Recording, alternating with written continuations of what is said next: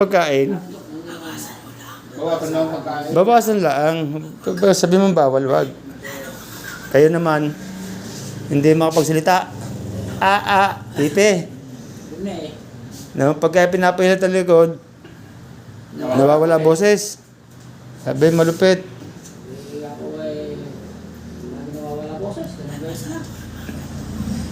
Labit mo sa dila mo. Labit dila. Haba-haba naman. Masakit. Baka kakasigaw sa iyo classmate kaya nawala boses Maya-maya, uunahin muna natin siya. Para ma-diretso na kanyang therapy. Anong paramdam mo? Magang na. Dali mo ulit sa ibang manghihilot.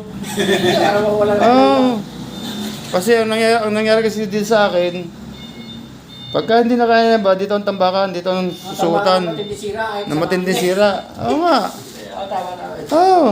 Halos kalimitan, tiga-buka ng malaki. Talagang ngibit na pagka ginagento. Sabi ko, saan ka ba ako nagpahirat? Doon hiikas ako sa San Juan. 2 beses ako nagbalik, lalo kong tumindi. Ngayon, dali muli sa iba. Hindi ba lang yung bisa na masabihan mo ako, mas magkumaling laang, tatanggapin na. Hindi mo bisa yun. Hindi, natural lang talaga sa tao yun na pagkata hindi kaya, kung may malapit na pagpapahilutan, try and try. Try and try. Kaso nga lang yung ibang mga hilot, hindi pa naman marunong talaga kumapa, nangangahas.